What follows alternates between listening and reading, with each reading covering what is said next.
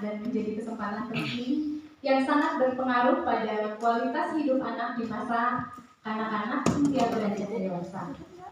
Namun diyakini masalah tumbuh kembang anak, salah satunya yaitu stunting, masih menjadi isu di berbagai belahan dunia termasuk Indonesia ya. Nah, stunting itu sering disebut juga dengan gagal tumbuh atau kekurangan gizi kronis, terutama jika terjadi pada 1000 hari pertama kehidupan, yaitu dari janin berada dalam kandungan hingga anak berusia 2 tahun.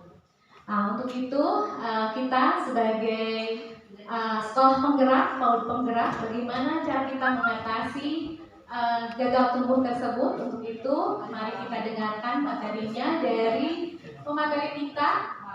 Beliau merupakan pengurus Pokja Bunda PAUD juga di Kabupaten Garut, dan beliau bekerja di Dinas Kesehatan. Untuk itu mari kita sambut Bapak Dr. Tri.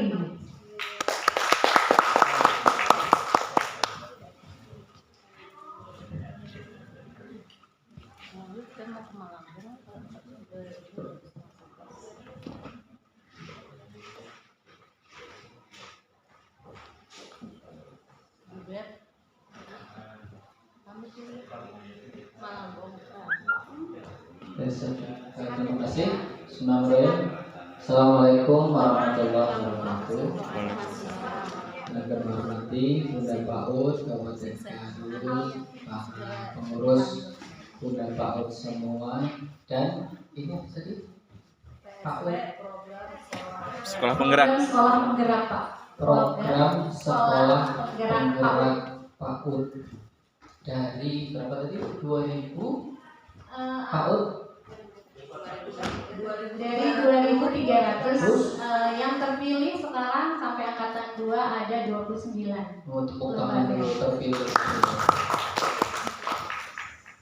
Jadi dari 2.400 ini 29. Alhamdulillah. Udah foto sama ibu semua tadi? Udah Pak. Terus kita tutup aja ya, sudah. Saya pamit dulu ya. Iya Bu, iya Bu. Hati-hati Bu. Makasih. Selamat jalan. Ya. Izin ya menyampaikan, tadi saya terlambat karena memang sedang rapat koordinasi tentang BPS, Bulan Pencarian Balita Stunting di Kabupaten Garut. Mengapa sampai stunting dicari-cari? Apa nggak ketemu sendiri? Nah, jadi Kementerian Kesehatan itu bikin survei, namanya Survei Status Gizi Balita Indonesia, yang dilakukan pada sekitar September-Oktober 2021. Mengambil sampel 300 balita yang tersebar di 30 lokasi survei di Kabupaten Garut. Lalu yang di Bumbulang ada, di Mekarmuti ada, tersebar. Dari 300 sampel itu secara survei disimpulkan stuntingnya tinggi, 35,2%. Tapi dari 300 balita ya, 300 balita. Mungkin bertepatan dengan balitanya lagi gizi kurang juga, keluarga tidak mampu juga. Tapi kita di Puskesmas bersama dengan Posyandu dan kader kesehatan juga melakukan yang disebut dengan namanya Bulan Penimbangan Balita. Bulan Penimbangan Balita ini kita lakukan biasanya pada bulan, ada yang jadi kadernya yaitu pada bulan Februari dan bulan Agustus. Di samping ditimbang, di situ juga dibagikan namanya kapsul vitamin A. Juga ada pembagian obat cacing. Obat cacing itu salah satu upaya juga agar balita kita sehat. Yang ditimbang sekitar 221.000 balita. Yang dilaksanakan di sekitar 4.254 posyandu. Itu melibatkan 25.000 kader yang ikut terlibat. Hasilnya itu 7,1%. kalau dijumlah secara angka 13.998 balita stunting di Kabupaten Garut hasil bulan penimbangan balita bulan Februari tahun 2022. Sehingga semacam ada hasil yang sangat berbeda ya. Yang satu pakai metodologi ilmiah survei, yang satu pakai tradisional timbang WKB. Ketika data itu kami sampaikan kepada pimpinan Pak Bupati yang benar yang mana trik? Nah, saya sebagai pelaku penimbangan yang benar ya saya Pak Bupati tidak percaya. Pokoknya keterima atau percaya. Dalam arti tidak percaya itu beliau marah dengan hasil mengapa kok 35,2. Sehingga pada bulan Juni ini Pak Bupati mengeluarkan surat edaran di mana semua SKPD, semua camat, kepala puskesmas, kepala desa, kelurahan, kader semuanya turun melakukan pengukuran ulang terhadap seluruh sasaran balita di Kabupaten Garut dan ibu hamil. 224.000 akan ditimbang lagi, diukur lagi nanti tanggal 1 Juli sampai 30 Juli. Tidak serempak, sesuai jadwal posyandu masing-masing. Ini ya tahu dulu ya sebelum kita masuk nanti ke stunting. Tadi sudah Pak Bupati istilah nama nanti akan dicanangkan di Bumbulang. Yang dari Bumbulang? Nah, ya. Akan dicanangkan bulan penimbangan balita stunting itu di Bumbulang hari Kamis. Pak Bupati minta nanti malam Kamis saya menginap di Bumbulang, seluruh SKPD yang terlibat ke sana.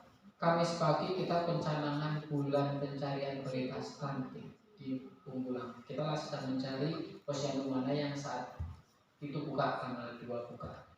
Hari Rabu mah libur ya. Tanggal saya libur sekarang. Kemarin libur, ini libur. Asal senang libur. Enak ya. Senin Selasa masuk, Rabu libur, Kamis Jumat masuk, Sabtu libur. Nyantai. Senang itu banget.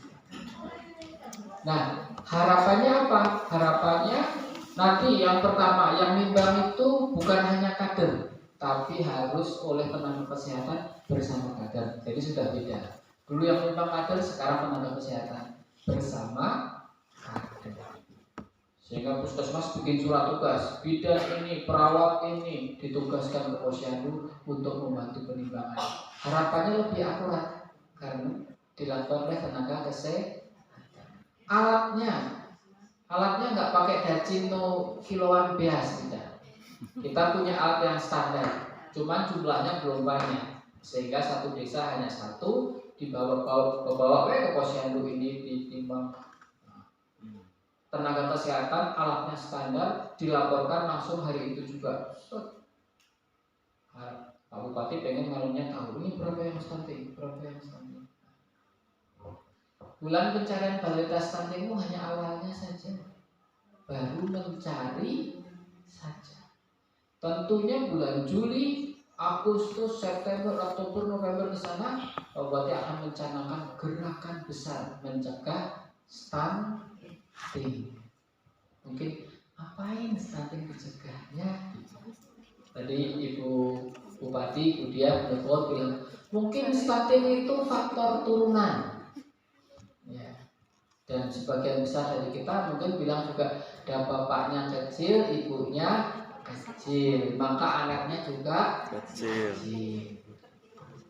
Benarkah stunting itu turunan? Benar. Tapi cuma 5%. Derajat kesehatan itu yang 35% itu perilaku.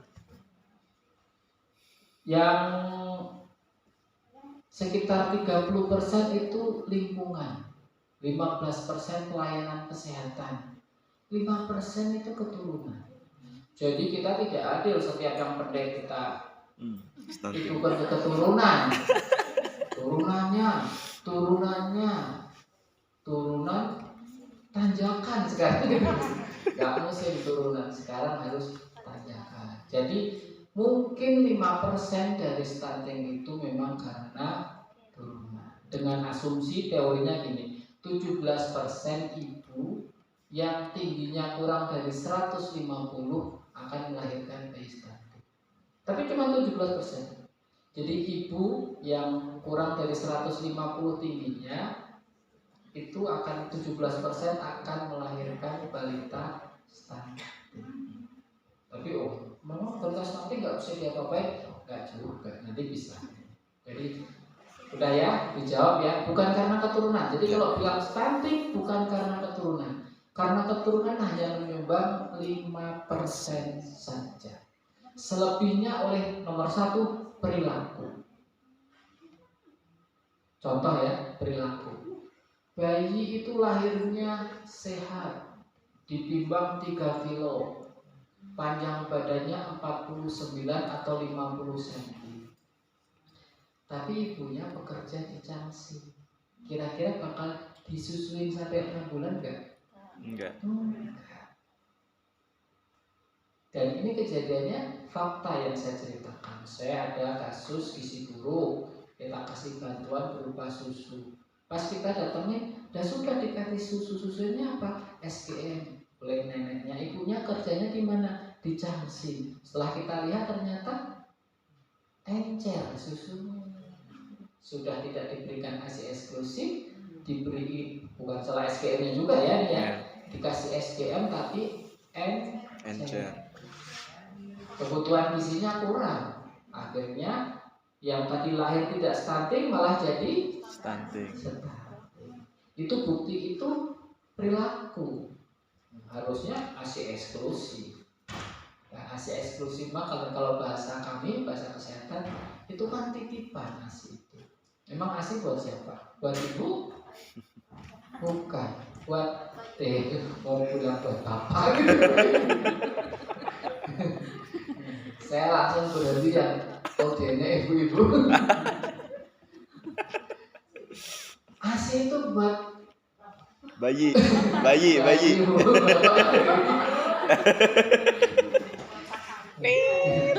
ASI itu buat bayi Dan itu bapaknya. titipan. Nah, jadi titipan. Awas kalau bapak ya jangan ikut ya, jadi nanti jadi saudara sepersusuan. Terkontaminasi, Pak. Pak cari bersemangat. Cuma satu bu, kalau banyak bakal rame.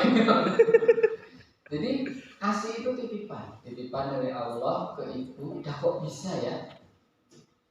Cairan yang keluar dari tubuh itu ya, kok bisa air susu itu? Loh, biasanya juga enggak. Biasanya kan enggak keluar airnya air susu itu. Iya. Nah tiba-tiba pas hamil dipersiapkan oleh Allah, sering air susunya gitu. Seling begitu lahir keluar air susunya. Coba yang pertama mengandung kolostrum yang kaya akan antibodi. Itu hebat banget. Iya. Nah itu harus dikampanyekan. Salah satunya untuk PAUD penggerak ini. Soalnya rata-rata apa? Rata-rata yang ibu itu apa namanya, ibunya PAUD itu namanya apa? Bunda. Kayak yang sekolah di PAUD, Bunda PAUD apa namanya? Orang tua siswa di PAUD itu rata-rata juga masih muda ya? Iya, Mahmud. Gak mungkin lah nenek-nenek punya PAUD ya. Pasti masih muda. Kalau nggak anak pertama juga anak kedua. Bisa jadi dia sedang hamil, benar? Pas ada PAUD, bawa ke PAUD dia juga lagi hamil. Atau di rumahnya sudah ada bayi lagi. Atau mungkin dia nanti akan hamil lagi. Sehingga penting sekali kelas parenting istilahnya ya. Sampaikan kepada orang tua PAUD itu bagaimana mencegah terjadinya Stunting. Salah satunya ASI-nya buat siapa? Bayi. Selama full 0 sampai 6 bulan. Jangan sampai bapak-bapak ya kasih tahu rokok terus nggak mau durhaka tas coba deh Bu, kalau sampai asinya tahu Merebut. rokok nggak mau lah durhaka si bapak pulangnya. Jadi bagaimana memberikan ASI eksklusif 0 sampai 6 bulan itu bisa mencegah stunting usia 0 sampai 6 bulan. Gratis, ekonomis, tidak perlu dipanaskan ya. Ya. Terus tidak perlu dihangatkan. Terus apa lagi? Mudah dibawa Kemana-mana. Terus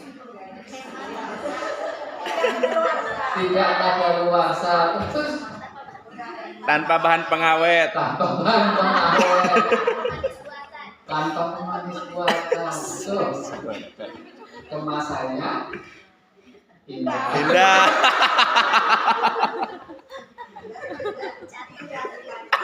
Tergantung, Pak. Tergantung usia. Ya, biar ketawa ya. Itu, ya kan? Asal diberikan ASI bisa mencegah balita stunting 0 sampai 6 bulan. Nah, bebas. Mau bayinya mau lahir kecil, mau bayinya lahir stunting ataupun tidak stunting, kasih ASI eksklusif. Itu salah satu kampanye yang harus kita gaungkan. Sesuai dengan ini juga kan dalam agama kan menyempurnakan persusuan sampai 2 tahun. Nah, udah bakal aman kalau ASI-nya diberikan eksklusif, tidak akan ada stunting 0 sampai 6 bulan. Atau yang lahir tadi stunting, yang panjang badannya kurang dari 48, selama 6 bulan kalau dikasihkan ASI eksklusif akan tidak menjadi stunting. Tuh, bebas. Tapi ada masalah lagi. Setelah 6 bulan kan balita itu mulai diajar makan, ya. Mulai dari makanan cair, makanan lunak, makanan lembek, sampai nanti makan sebelah. Alhamdulillah ya. Dan soalnya saya suka ke posyandu ya, ke posyandu. Kalau nanya-nanya ke ibu-ibu, Bu, putranya udah sarapan gitu. Sudah. Makannya apa? Nah, saya kan enggak nih. Makannya apa? Mie. Tindokan. Tuh, mie doi. Pakai sayur, nasi pakai sayur. Enggak. Anak sekarang suka sayur kan? Jarang, Pak. Jarang. Orang tuanya juga malas bikin sayur juga.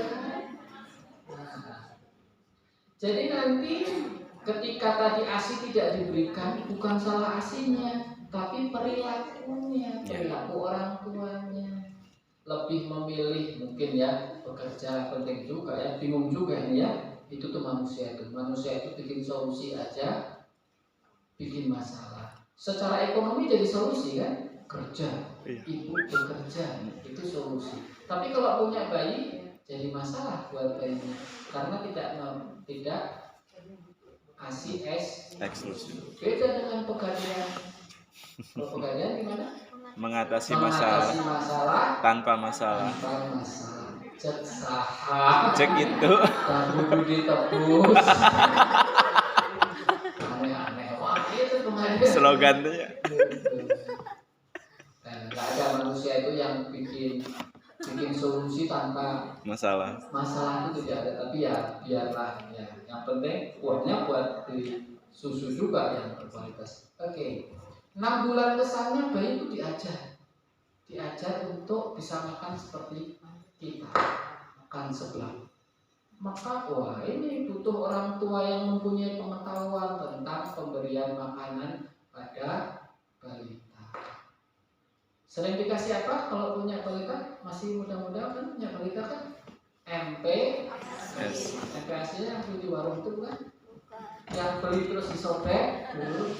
terus ditinju kucai, jujur ini. Ya. Itu kan bukan. MPASI itu makanan pendamping ASI, yang di warung itu mereknya MPASI. Sehingga masih harus diperkaya lagi yang beli di warung itu. Diulek pakai apa? Kasih bayam, ya. Kasih apa? Hati, wortel, kuning telur. Nah, gitu. Kalau hanya mengandalkan ubi sobek itu gizinya masih kurang. Warok wungkul, kami hayama bekatul wungkul, bekatul nasi wungkul tapi tanpa protein. Padahal untuk tumbuh itu butuh karbohidrat atau protein? Protein. Rata-rata kekurangannya di protein. Pas saya lagi ngobrol nih dengan banyak ibu-ibu, sudah sarapan belum? Saya tanya satu-satu. Sudah, bergizi nggak? Bergizi. Saya tanya, dikasih apa tadi sarapannya? Mie sama mie wungkul. Pindah ke sini. Suka endok anaknya? Enggak. No. Nah, makanya sosis, tapi pakai nasi? Enggak. Anak sekarang suka beda-beda ya, beda-beda.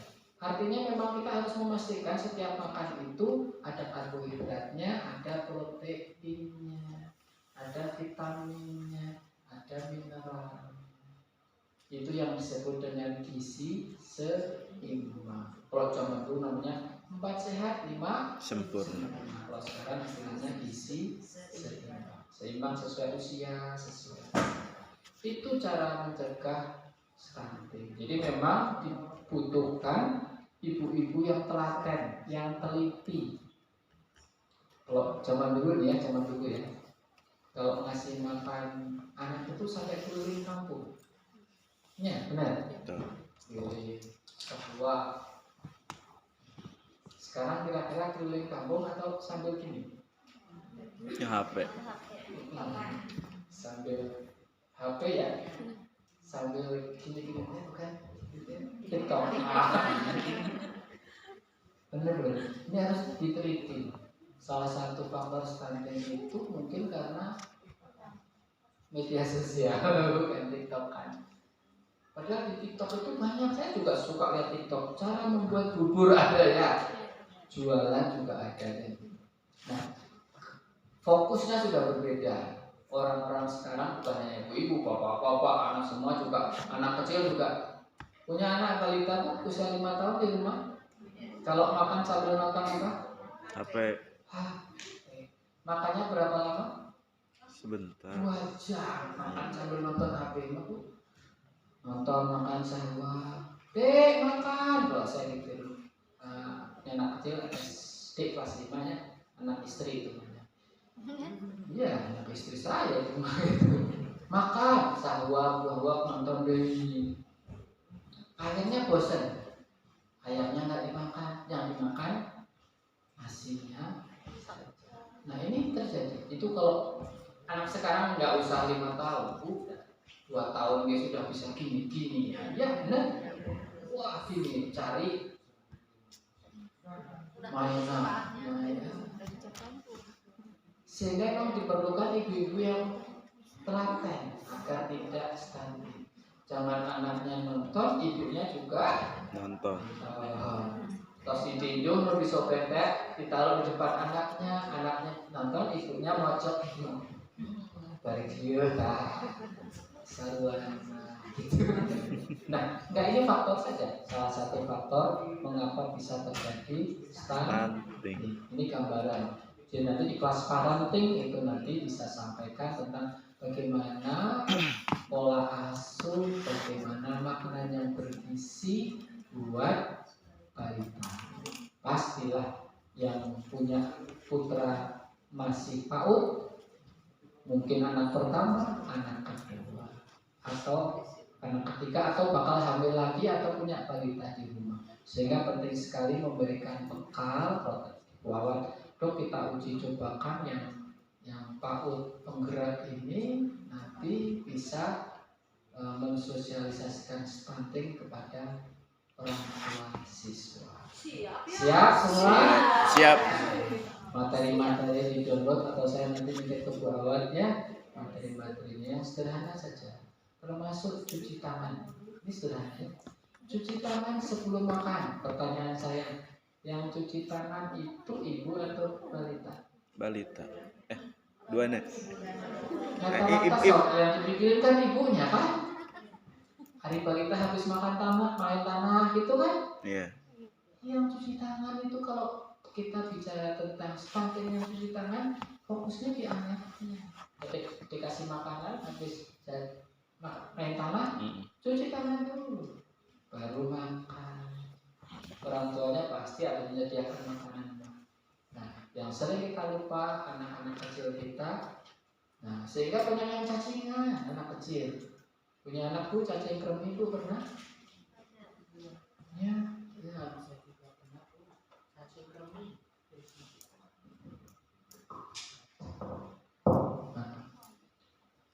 Jadi sering main tanah, makan tidak cuci tangan, akhirnya pas BAB gatal ya, itu teh cacing kremi. Kasih aja Bantri. pesan ini Iklan. gampang lah. Familiar.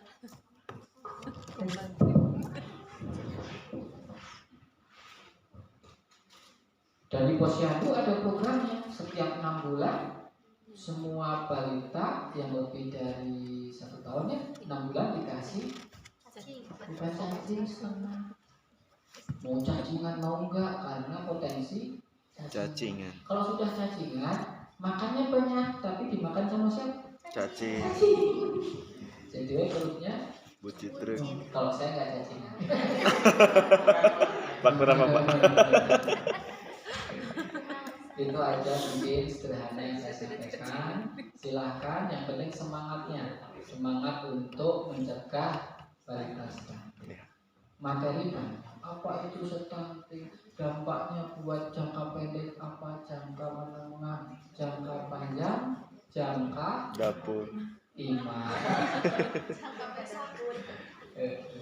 Terus nanti makanan yang bergizi buat ibu hamil, mencegahnya gimana? Ibu hamil jangan sampai, ini juga harus dijelaskan.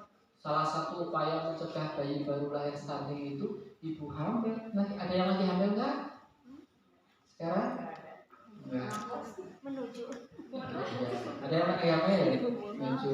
Kalau lagi hamil, maka yang paling diperhatikan salah satunya adalah gizi ibu hamil. Bicara gizi ibu hamil itu panjangnya gimana? Nanti yang gender akan bilang tentang ketahanan pangan keluarga, tentang sosiokultur makan di rumah itu seperti apa, gitunya. Kalau di rumah itu ada endok 2, anaknya 1, bapaknya 1, ibunya lagi hamil, kira-kira yang makan endok siapa? Ibu hamil. Ibu nanya ke ibu yang dikasih endok kalau ada 2, ibu lagi hamil, anak 1, bapak 1 pastinya. Yang dikasih telur siapa? Anak. Sama Ibu. bapak. Itu karakter yang berkembang di ibu-ibu seperti itu. Itu Kedah nama memang anjeunna. seperti itu rata-rata. Ibu itu memang seperti itu, ibu itu gitu. Nah, padahal harusnya 7 hamil makanan bergizinya buat ibu Hamil. Kita dok, yang pernah membantah saya, dan telurnya 3 deh toh gitu. Nyatok dibahas ada telur 3 kan yang kita bicarakan keluarga tidak mampu. Iya. Nah, saya nggak bicara dengan keluarga yang mampu mau daging, mau telur, ibu hamil kan diberi susu ya, susu ibu hamil. Yeah. Kan gitu. Dulu istri saya hamil beliin susu ibu hamil, periksa sebulan sekali ke spesialis, USG diperiksa. Tapi orang-orang kampung tidak. Nah, kampung biasanya kena sama mereka. Secara ekonomi kurang, pendidikan kurang. Yang akhirnya pilihannya makanannya hanya gitu. Nah, untuk itu nanti kita harus cerdas memilih seperti tadi. Telur 2 buat siapa lagi hamil? Buat kalau sudah nanti bersalin ya apa lagi? Nah, termasuk nanti kita meluncur namanya gerakan makan telur. Ini telur lagi mahal ya. Sekilo berapa? 28. Tapi kalau pengen murah di sebelah sana 25 sen. Malah ngobrol telur ya. Promo. Ya, gitu. Nggak, kalau dari Jawa ada murah. Kalau dari sini lebih mahal. Nggak tahu. Saya kan lihat itu. Karena saya berkecimpung di stunting, tahu harga telur. Karena saya meluncur gerakan makan Telur. Satu butir telur dibandingkan dengan satu batang rokok dulu masih sebanding rokok 1.500. Zaman dulu telur yang dulu kan telur 20 ya paling 21 19 per itu. Harga satu butir telur yang proteinnya tinggi itu hanya berbanding dengan satu batang Rokok. Dan gerakan kita nanti untuk balita stunting salah satunya satu butir telur setiap hari. Bahkan saya punya TikTok nih. Gini, nanti saya di ini enggak. Ini satu butir telur kita sambil goyang ditambah daun kelor cegah stunting. Yes. Ada goyangnya boleh itu boleh. Boleh. Mau ikut? Boleh. Ayo aku dulu ya. Ini kan biar senang. Ya. Jadi gerakannya tuh ini. Satu butir telur. Oh kakinya sambil gini. Ya, Terus satu butir telur. Satu butir telur. Ditambah daun kelor. Ditambah daun kelor. Cegah stunting. Cegah stunting. Yes. Siap Pak. Satu butir telur. Ditambah daun kelor. Cegah stunting. Yes. Tepuk tangan dulu. Terima kasih yang saya sampaikan. Wassalamualaikum warahmatullahi wabarakatuh.